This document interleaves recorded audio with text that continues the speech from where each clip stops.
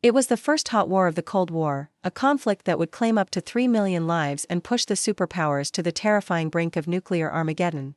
It was a stark, brutal clash between democracy and communism. And yet, for decades, it's been called the Forgotten War, a chapter of history stuck between the sheer scale of World War II and the lingering controversy of Vietnam. This is the story of how America drew a hard line against communism in Asia, leading to some of the most savage battles in its military history and creating a legacy that continues to shape our world today. It all started, not with a bang, but with a line drawn on a map. In the last days of World War II, as the Japanese Empire crumbled, the Allies had a problem: what to do with Korea, a nation that had suffered 35 years under brutal Japanese rule. The solution was supposed to be temporary. Soviet troops would accept the Japanese surrender in the north, and American troops would do the same in the south. The dividing line was a hastily chosen stroke of a pen, the 38th parallel. But what was meant to be a short-term fix quickly hardened into a permanent scar. In the north, the Soviets backed a communist regime under Kim Il-sung, a former anti-Japanese guerrilla. In the south, the U.S. supported the anti-communist Republic of Korea, led by Syngman Rhee.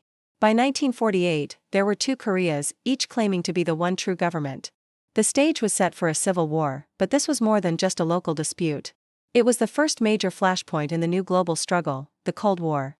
In Washington, President Harry S. Truman watched with growing alarm. The fall of China to Mao Zedong's communists in 1949 and the Soviets' successful atomic bomb test sent shockwaves through the government. A fear that would later be called the domino theory began to take hold, the idea that if one nation fell to communism, its neighbors would be next. Truman and his advisors were determined not to look soft on communism. They believed they had to contain its spread, a policy that became known as the Truman Doctrine. Korea was about to become its first bloody test. On June 25, 1950, that test arrived like a tidal wave.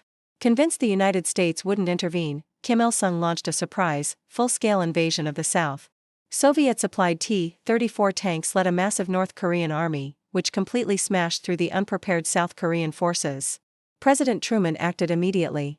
He saw the invasion as a direct challenge from Moscow and Beijing and committed American forces to a combined United Nations military effort. It was a huge moment. Without a formal declaration of war from Congress, Truman called the intervention a police action, setting a powerful precedent for how future presidents would use military force. But on the ground, things were a nightmare. The first American troops rushed to the peninsula were under-equipped, outnumbered, and thrown into a desperate, chaotic retreat. Within weeks, the communists had overrun almost the entire country. By August, UN forces were clinging to a tiny pocket of land in the southeast, a defensive line that would go down in history as the Pusan Perimeter. Here, in the brutal Korean summer heat, with their backs to the sea, they made their stand, fighting for their very survival. With UN forces trapped and on the verge of being wiped out, one man came up with a plan so audacious, so risky, that his own superiors thought it was pure madness. That man was General Douglas MacArthur, the larger-than-life commander of the UN forces. He proposed a daring amphibious landing far behind enemy lines at the port of Incheon. On paper, Incheon was a nightmare. It had massive tides, treacherous channels, and was protected by high sea walls. Any commander would avoid it. But MacArthur was convinced it was the key to breaking the entire war wide open. On September 15, 1950, under the cover of a massive naval bombardment, U.S. Marines stormed the beaches. The gamble paid off, spectacularly. The North Koreans were caught completely by surprise. The Incheon landing was a stunning success. Within days, the capital city of Seoul was recaptured, and the North Korean army's main supply lines were cut. The forces that had been pinned down at Pusan broke out, and the North Korean army, now caught between two fronts, suddenly collapsed. What had been a desperate defense turned into a triumphant chase. UN forces surged north, crossing the 38th parallel with a brand new objective, not just to save South Korea, but to unify the entire peninsula. Victory seemed just within reach.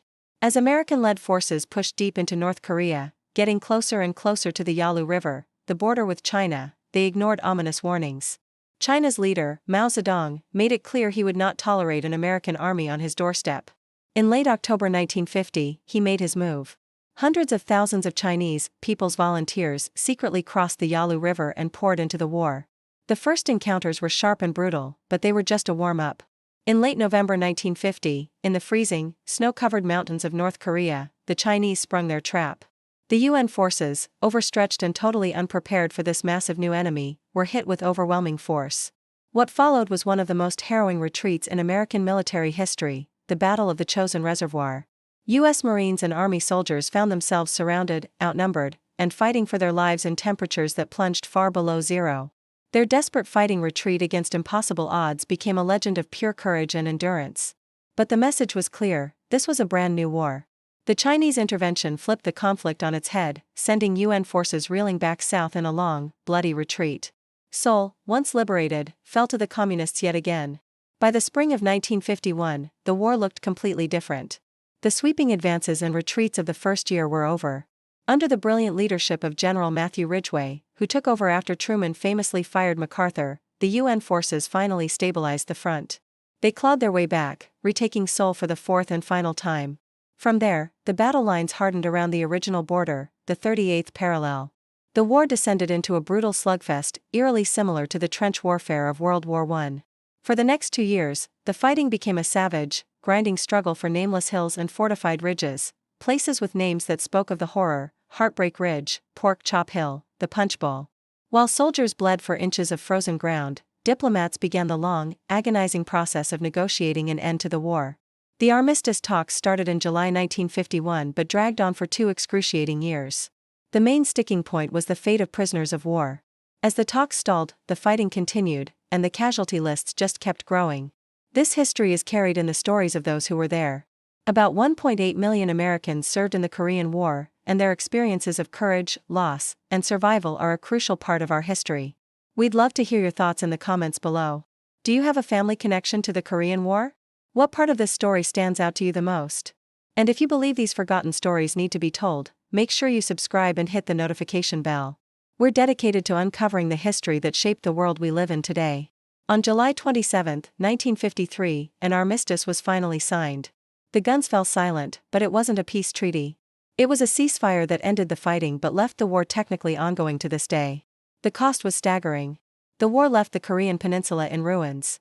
Up to 3 million Koreans lost their lives, a devastating number of them civilians. Nearly 37,000 Americans died in the conflict. For America, the Korean War cemented its Cold War strategy. It was the first limited war of the nuclear age, and it locked in the policy of containment, leading to a massive increase in military spending and a permanent American military presence in Asia. At home, the war fueled the anti-communist hysteria of the Red Scare and McCarthyism. And its legacy is still etched on the map. The armistice created the Demilitarized Zone, or DMZ, a 4-kilometer-wide strip of land that remains one of the most heavily fortified and tense borders on Earth. The Korean War wasn't a clear-cut victory, but a brutal, costly stalemate. It did, however, successfully prevent the communist takeover of South Korea. It ensured that at least half the peninsula would remain free, eventually growing into the prosperous democracy we see today, a stark contrast to the totalitarian regime in the north. It was a war fought to contain an ideology, a conflict that defined a generation and drew the battle lines of the Cold War for decades to come. And for that, it is anything but forgotten.